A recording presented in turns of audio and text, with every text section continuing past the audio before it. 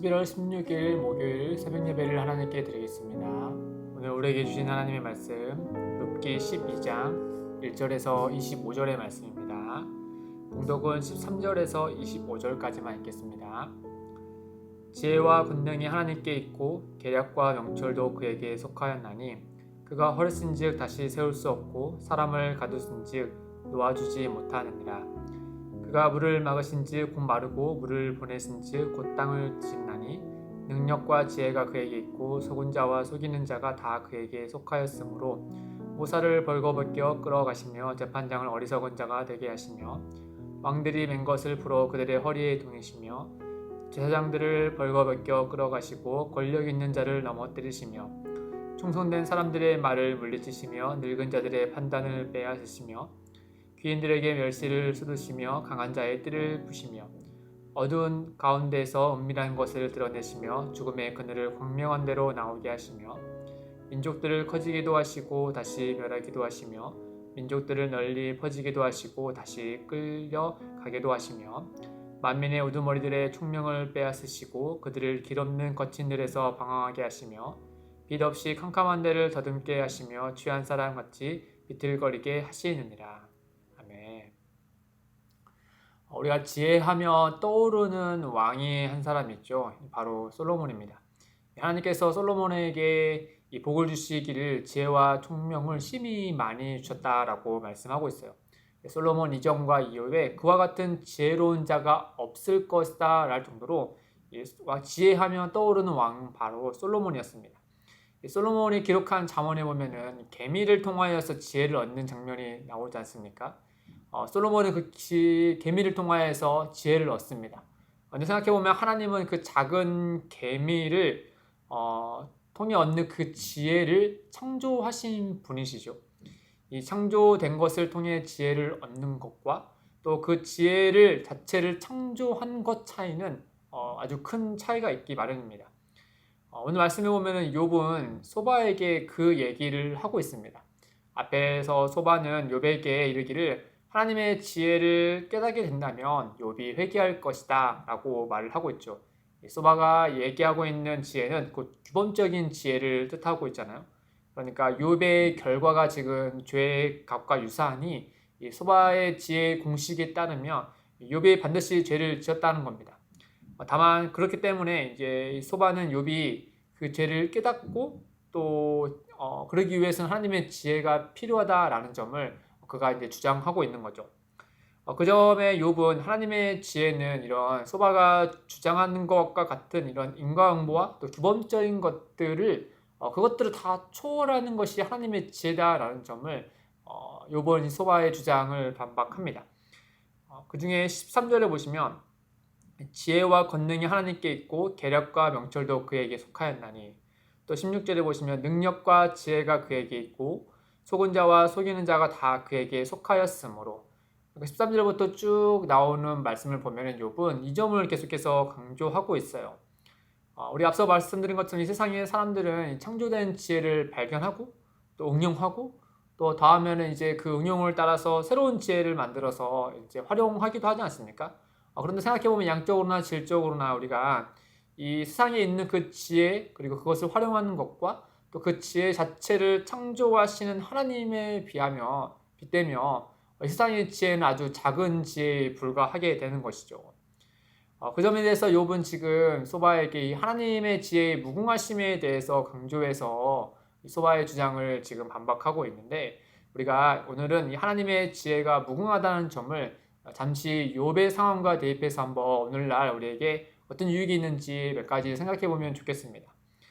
오늘 말씀에 비추어 생각하면 원전은 하나님의 지혜가 무궁하다는 점은 곧 이 욥과 같은 고난의 상황에 있는 이들의 앞에서 우리는 섣불리 판단하거나 또 정죄하기보다는 겸손하게 하나님께 귀를 기울이게 만든다는 점을 우리에게 알려줍니다. 우리는 고난 당한 사람을 볼 때면 그 사람이 당한 고난에 대한 원인을 찾기 마련이죠. 아무래도 그 고난으로부터 자신을 보호하기 위함에 이와 같은 생각의 전환으로 만들어질 거예요. 이 발견한 원인대로 내가 행하지 않으면 그 사람이 당한 그 고난의 원인에 내가 피하게 된다면 저는 그 고난으로부터 자유할 수 있게 되니까 우리는 은연중에 자꾸 그 고난의 원인을 찾아 들어가는 것 같습니다. 그러나 고난당한 사람 앞에 우리의 지혜가 아닌 하나님의 지혜를 우리가 생각한다면 우리는 그 고난당한 사람 앞에서 섣불리 판단하기보다 또 원인을 찾아 헤매기보다는 오히려 그 하나님의 무궁하신 그 지혜를 생각하면서 그분 앞에 겸손하게 우리가 그를 위로할 수 있고 또 하나님의 뜻에 귀를 기울일 수 있게 되는 것이죠. 하나님의 그 무궁하신 지혜를 생각하면 말이죠. 둘째는 바로 무엇이냐? 하나님의 지혜의 무궁함을 우리가 인정한다면 우리는 고난당하는 사람들을 위해서 하나님의 선하신 지혜를 기대며 기도할 수 있게 된다라는 점입니다. 하나님은 악한 자를 들어서 선으로 역사하시는 분이시죠. 또 욥의 말처럼 하나님은 속은 자와 또 속이는 자의 그 모든 것들을 다 아시는 분이십니다. 우리의 지혜는 유한하죠. 하나님께서 창조한 것들 그 안에서만 우리의 지혜가 발휘할 수 있고 또 알아낼 수 있지 않습니까? 근데 하나님의 지혜는 무궁하십니다. 그렇기 때문에 우리는 그 하나님의 크심을 기억하고 그 무궁하신 지혜를 우리가 기억할 때 우리는 오히려 그 안에서 좌절하고 낭망하기보다는 이 하나님의 선하심에 기대서 그 하나님의 기쁘신 뜻과 지혜를 구할 수 있게 된다라는 점이죠. 특히나 내가 고난을 당하거나 또는 주변에 고난을 당한 이들이 있다면 하나님께서 그들을 통하여 선하시게 인도하시기를 바라며 그분의 뜻과 지혜를 구하게 된다라는 점입니다. 마지막으로 이 하나님의 지혜의 무궁함을 우리가 인정한다면 우리는 십자가의 지혜를 받을 수 있게 됩니다. 이 세상 사람들은 십자가의 지혜가 미련하는 것으로 여기죠. 또 이는 세상의 지혜로 판단했기 때문입니다. 이 세상의 지혜로 본다면 십자가의 도는 어리석은 게 맞을 거예요. 이방인들에게는 십자가는 사형수가 매는 사형틀에 불과하잖아요. 또 유대인들에게는 십자가는 저주의 상징이기 때문입니다. 그러나 하나님을 아는 그리스도인들에게는 이 십자가는 미련하는 것이 아니라 하나님의 능력과 지혜가 되는 것이죠. 고린도전서 1장 18절입니다. 십자가의 도가 멸망하는 자에게는 미련한 것이요 구원을 받는 우리에게는 하나님의 능력이라. 이 세상의 지혜로 마땅히 최악의 형틀과 저주에 불과한 십자가지만 하나님은 그 십자가를 통하여서 하나님의 크신 지혜와 능력을 믿는 이들에게 보여주셨습니다. 그 능력을 우리가 잊고 살아가는 것이죠.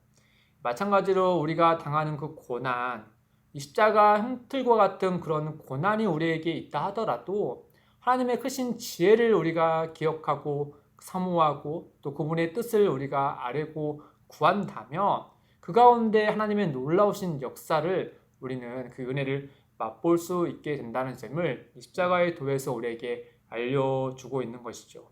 사랑하는 성도 여러분, 우리가 믿는 십자가 도는 미련하는 것이 아니죠. 구원을 받는 우리에게는 하나님의 능력이 됩니다. 그 지혜와 능력을 기억하며 우리는 정말 어려운 중에 있더라도 하나님의 뜻을 구하고 그분의 지혜를 추구하며 나아갈 수 있게 되는 것이죠. 말씀을 맺겠습니다. 하나님의 지혜의 무궁함을 묵상하면서 우리가 세 가지를 생각해 봤는데 이 고난당하는 자 앞에서 겸손하고 또 하나님의 선하신 지혜를 기대며 기도하는 우리가 되어야 하겠죠.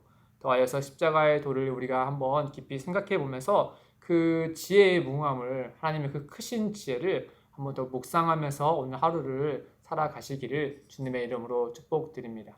함께 기도하겠습니다. 하나님 아버지, 하나님의 지혜는 무궁합니다. 하나님은 그 시작과 끝이었고 영원한 지혜의 근원이 되시지요. 지혜의 근원 되시는 하나님 앞에 우리가 겸손하게 하시고 혹여 우리 중에 고난당하는 이들이 있다면 그들을 위해 하나님의 선하신 지혜를 구하는 이들에게로 인도해 주십시오. 하나님의 능력이요 하나님의 지혜이신 예수 그리스도의 이름으로 기도드립니다. 아멘. 오늘도 두 가지의 기도 제목을 놓고 기도하겠습니다. 첫째, 하나님의 크신 지혜를 깊이 묵상하며 오늘의 삶을 인도하실 하나님을 기대하게 하옵소서.